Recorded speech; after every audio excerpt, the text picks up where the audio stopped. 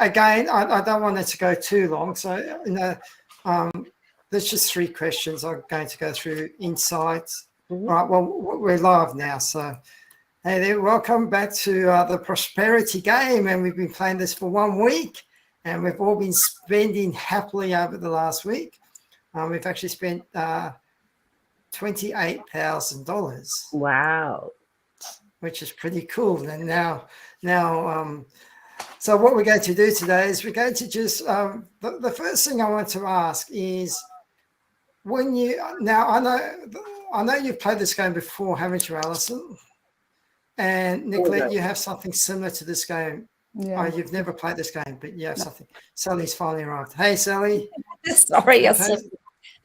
All right, that's okay. So we just started, and the first thing I want to know is, when I started playing this game, it really gave me some insights into my relationship with money as compared to how a rich man might have, or woman might have a relationship to their money. So I was just wondering, what insights did you gather from playing this game? You know what I've found is that it's, as you get more money, it's harder to spend it. I just found that really hard. The small stuff was really easy. Like I've got a soda stream and some runners and stuff. But as it's accumulated up, like I think today's 8,000. Like yesterday I was struggling with 7,000. It was the more money I had, I found it trickier. I'll give you my bank details, Sal. I don't know if you found that too. Have you found it harder to spend more? No.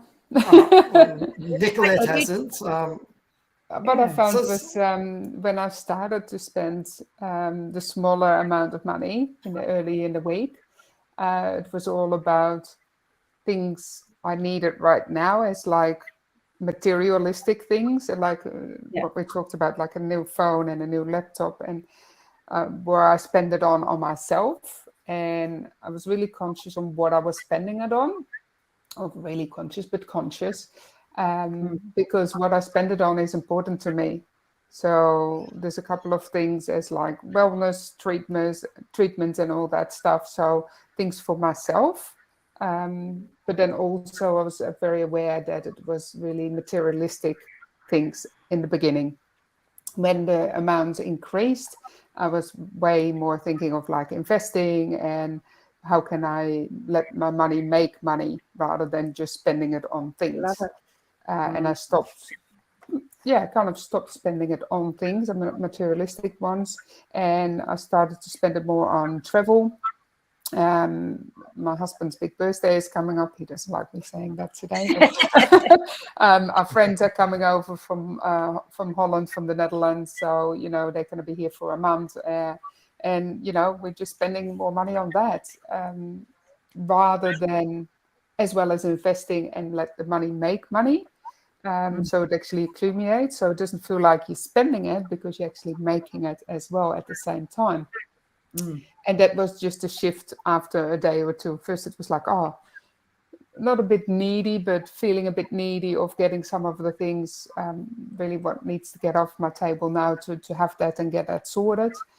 Paying off some things, the urgency necessary things to do.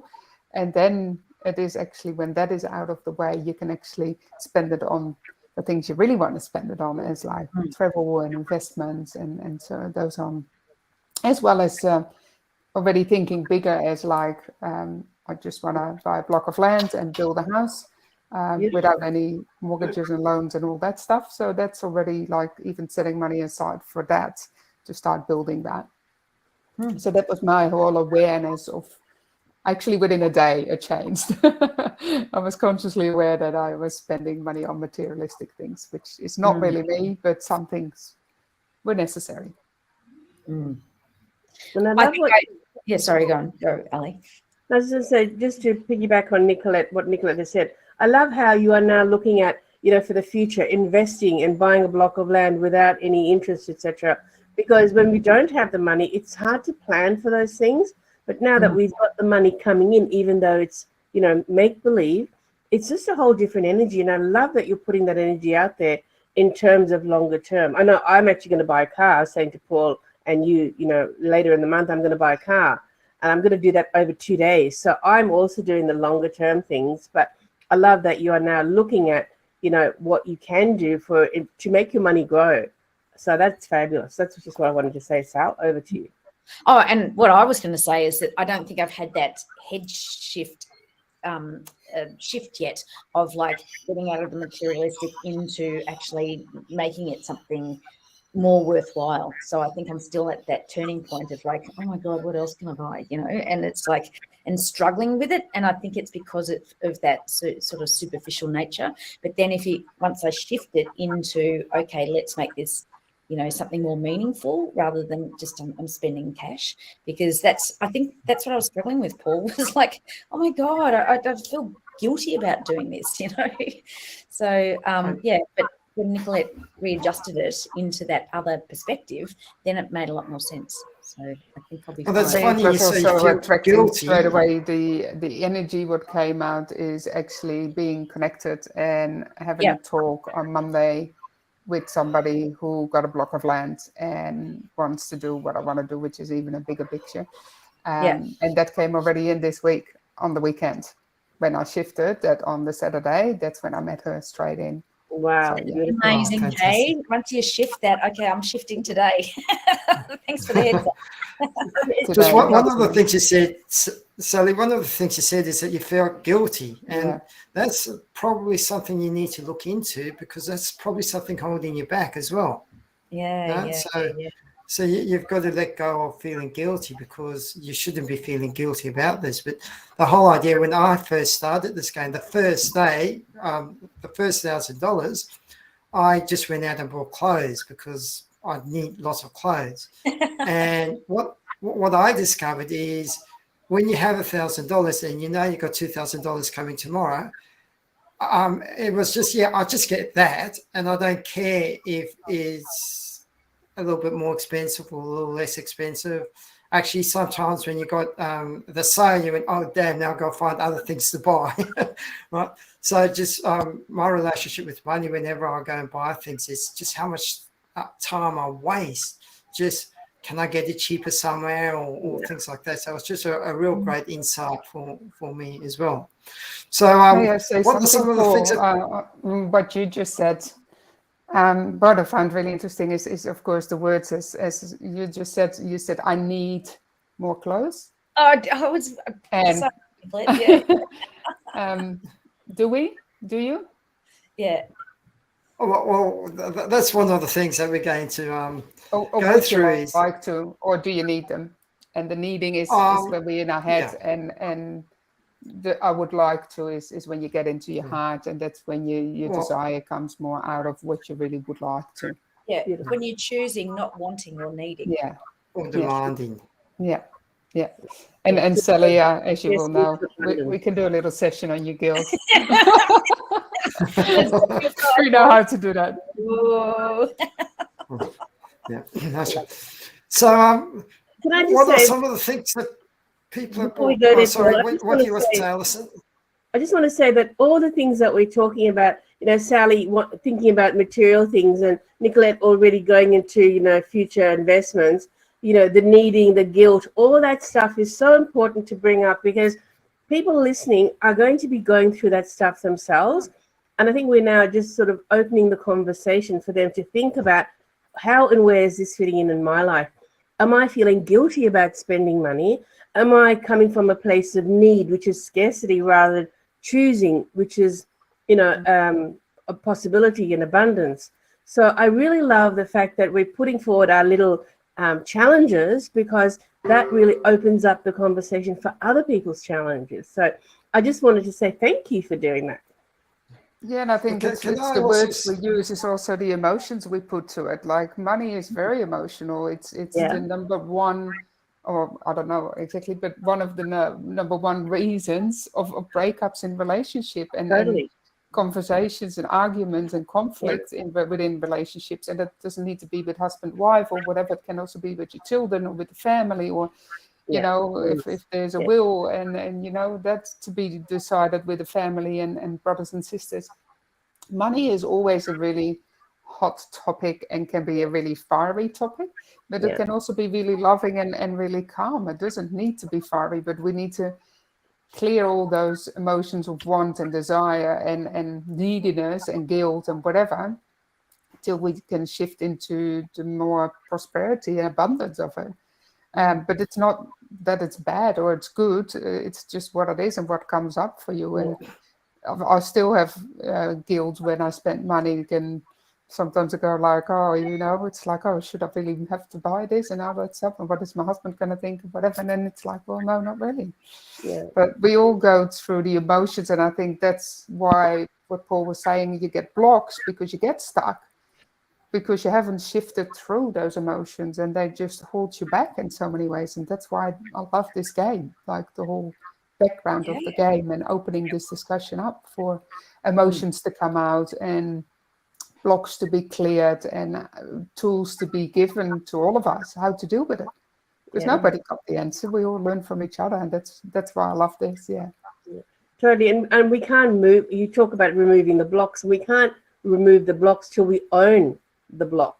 So I have this guilt. Where is it coming from? Why am I feeling this guilt? I want to get rid of it. What do I need to do to get rid of it? But you have to first own it, and then we can sort of look at where it comes from, and then we can let it go. And I always let it go with love and gratitude, because everything comes to teach us a lesson. And when we that's a whole other series we can do. We can do some processes around that. So when you make peace with it and let it go with love and gratitude, it clears that for you. I find it really interesting that we're stuck on this guilt thing. Yeah. And there just seems to be so much money around guilt. And I know that in my experience many years ago, when I actually was making a lot of money and I wasn't working hard for it, and I felt guilty about it, and guess what happened? I sabotaged it and I lost all that money. So that's, I suppose that's, we've got three great coaches amongst us. So there's a great little topic that you could help people out with, is working through the guilt with regards to their relationship with money. So I don't want this to drag on too long. So tell us some of the things that people have purchased. I know that Nicolette's looking at buying property, and Sally's going to buy a car down the track. And Sally's struggling to buy stuff, and I'm in the same ballpark as Sally. So. But that's the whole idea of this game, is to expand. After this conversation, particularly with Nicolette bringing it up, I've already shifted in my head. So the guilt's gone now. Like, watch out. Fantastic. And that's really what this is all about, is to get people saying, you know what, don't feel guilty. There's nothing to feel guilty about. If you're religious, or you believe in a God, or if you believe in something better, that creator or that source, or whatever you want to call it, wants the best for you. And the best for you is to have the lifestyle that you want. And if that lifestyle includes a lot of money, then you're honoring your creator, whatever you want to call it. So there are lots of things in the Christian Bible where it actually talks about abundance and how we are all worthy of, that's our birthright. But I think over time, people have used religion to control people. And so that a lot of those messages have been made negative instead of positive. And the other thing, all religions that I'm aware of, all organized religions, talk about giving to the poor and helping the needy. You cannot give to other people if you don't have anything yourself. So, having money yourself is a great way to be able to make the world a better place, to help people who need it. And Ellie and I always talk about it, put the oxygen mask on yourself first, right? This is very much a year of that. Look after yourself first, because then you're in a much better position to look after everybody else. And it's a hard one to get your head around, but once you get your head around it, it's just like it's easy. It's just easy to apply. So, yeah. There's one other thing I want to say before we move on. Sorry, Paul. We got three women who talk like that's fine. I love it.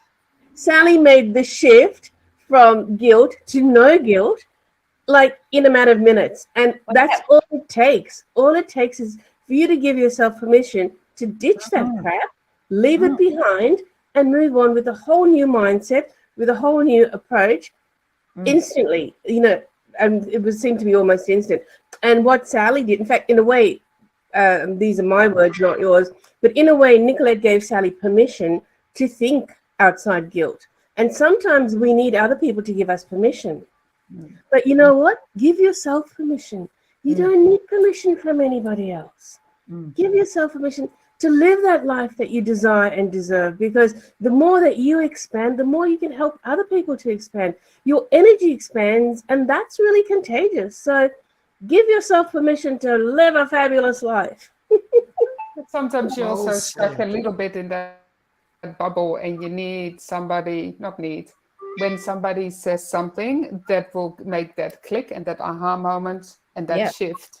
They can And burst the then you need bubble. to shift it within you. But it's you need to have those aha moments, and you need to be Oh. aware of those aha moments. And when you're aware of them, as Sally's very aware of them, it doesn't matter who says something, she will pick that up and shift that Yeah. in a second. And then that's, I think, the qualities of an amazing It's a- coach as you are, and an amazing human being you are. Because if you're not aware of it, you don't hear it, you don't Yeah. see it, and you Correct. can't shift it. So Totally. it's a all real helping shame each that other.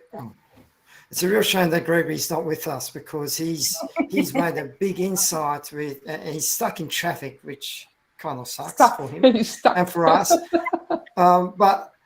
But he's made a big realization on self-talk and self-suggestion, and just how powerful that is. And we talk about it, and we've known it for years and years, but there's a big, when you shift from knowing about it to actually understanding it, and that's doing really it. what this is about. Yeah, we know, but we don't understand until we get that realization. And it sounds like today we've got a few realizations popping, which is awesome. Like popcorn.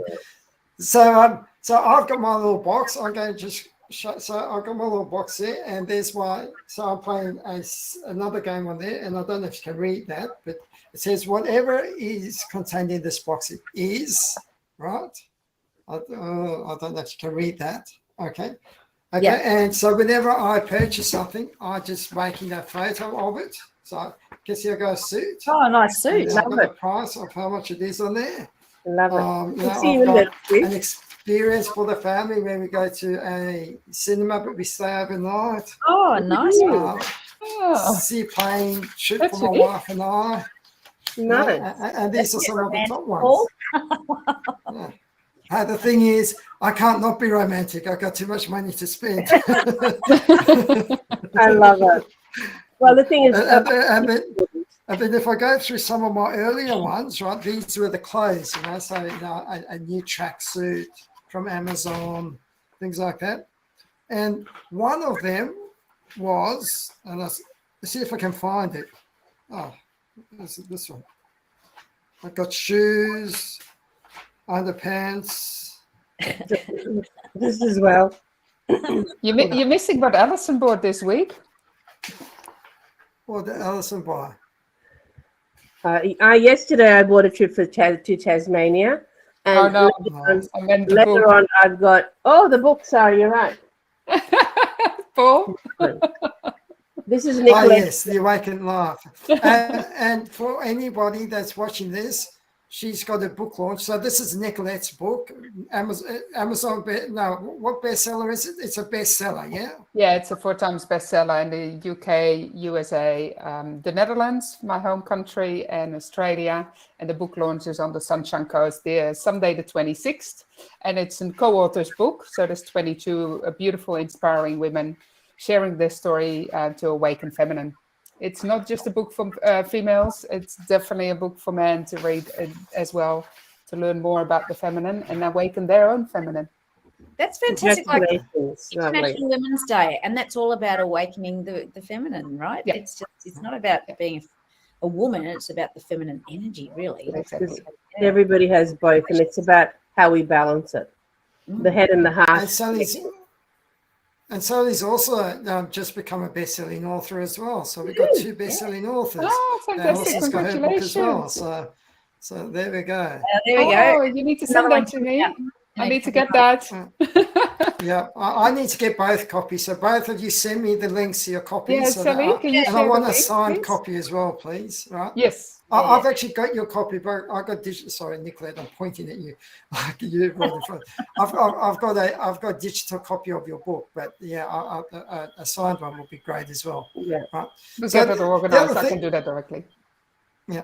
The other thing, and we're running out of time, but one of the things that I put into mine was to get some socks. Just socks like that, right? Like Socks that. and jocks for And Christmas. guess what? Manifested socks. Woo! I love And them. honey, that sock's got money on it. Nice. Right? Show me the money, So- baby. So what happened was, my wife just rang me up out of the blue and said, do you want these socks? And she sent me some photos. So it started to manifest. Has anybody actually manifested anything yet besides socks? No, I've certainly paid for some bills, so that's good. Yeah. I've paid for my training and I've bought experiences, so that's awesome. But nothing yet. That's great. One thing I did find was that, I was looking at Camilla dresses. Now, Camilla dresses are really expensive. And I found I'm this selling wholesale- some, Sally. Are you selling Camilla dresses? I've got a couple to sell, yeah. Oh, my God. Yeah, right. But then I found this because it was International Women's Day and they had a special on until the end of today. And I was like, I don't want to buy the special price. I actually need to, do the full price. So like it was $850 down to $300 or something like that. I'm going, no, I want the $850 because I've got all this cash to spend. And I found myself actually going, I don't want bargain prices. I'm happy Good with girl. which Wow. I've never ever said in my lifetime. Love it. Because one of my old gay friends used to say, it's not how much you spend, it's how much you save, right? So if you're spending $300, you're saving $550. Yeah. I'm saving heaps. And then I was finding myself going, no, actually, I'd rather pay the full price because then I got less to spend. It was like a really weird head shift. You can buy one for a friend, Sal. But is it also not coming to a point that was for me at least that you don't even look at the price tag? You just buy because Yeah. you want it, and Yeah, it doesn't matter how much it costs, and it is either quality rather than the price tag. And when that shifted for me, it was like, but I want it. Not I needed it, but I wanted it because I liked it, whatever it was. And I bought it. And then I looked at the price. I was like, oh, yeah, it's $800. I'm like, okay, yeah, that's fine. Yeah.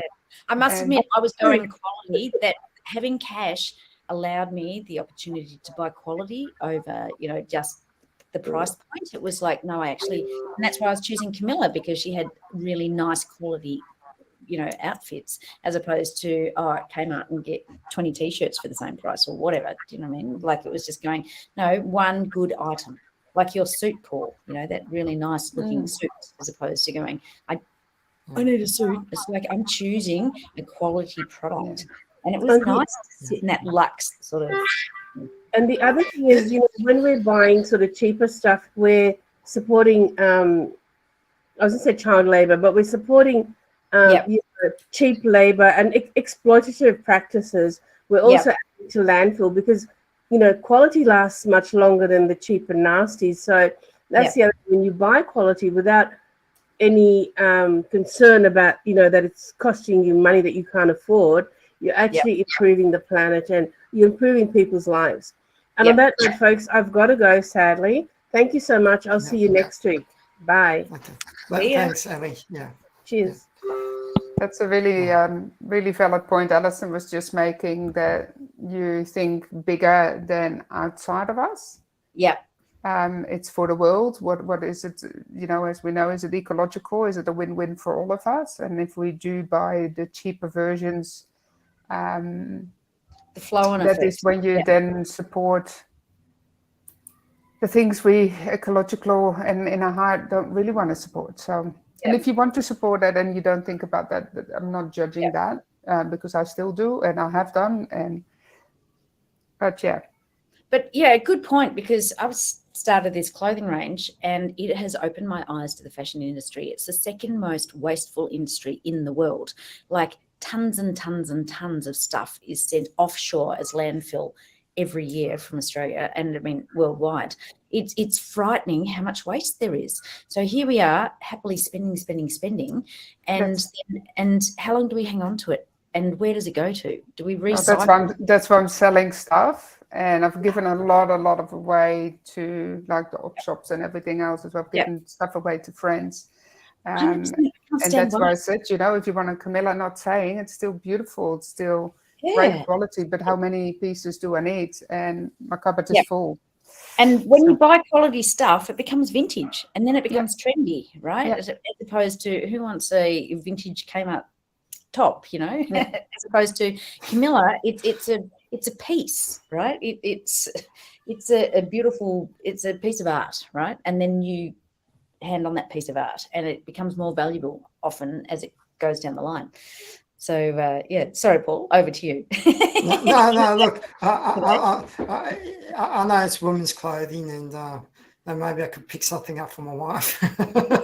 But it's not just women's clothing. Like I've actually got a dress with me today, which I bought overseas in Asia where I was living at the time. And the reason I bought it was kind of expensive for there, but it was helping the local women with child abuse and everything else as well. So it was just supporting the locals.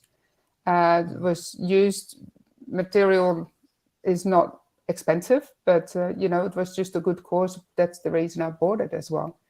And it's been lasting for years and years and years. So, and I still wear it with pride, and it's a nice story behind it as well. So it's not always the money we spend on it. It's sometimes for me as well, the story behind a piece of, it doesn't need to be clothes, can be anything I buy. I have stories about almost everything I bought. And that's when the emotion comes in. It's an emotional attachment to some of the things. That's why it's sometimes hard for us, or for me at least, to let go of things, because there's emotion to it. I've been given that by such and such. I've bought it in this place or wherever it is.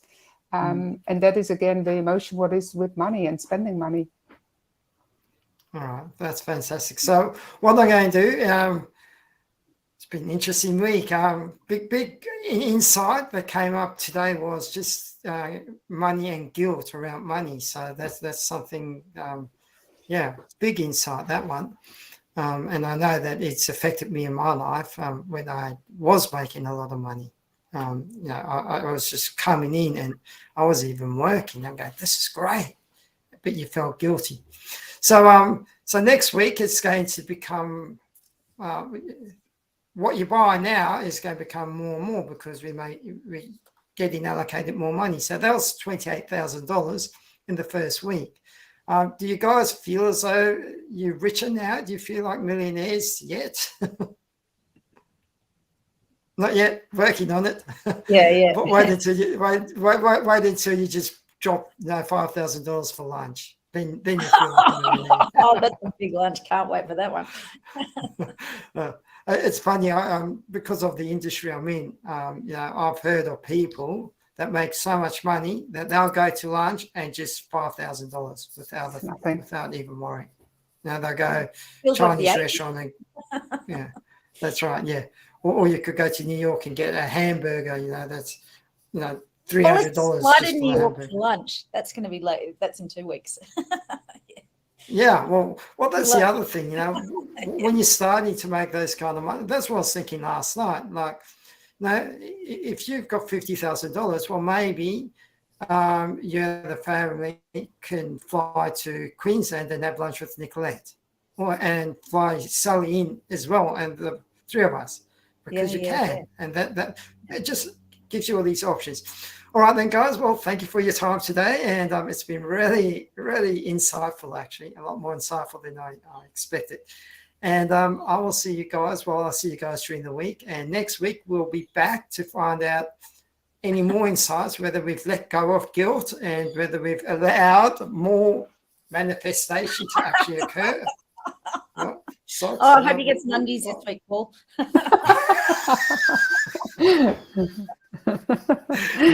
So do I, actually. I was going to say because I want more undies. No, because I choose more undies. I demand more undies, one or the other. But sometimes, like when I was first going, I go, you know what? Maybe I just go and spend that $1,000 and just do it and see what it's like. All right, so see you guys all next week. Thank you. All right. Have a great week. Thank you. All Have a right, good cheers, weekend. Bye.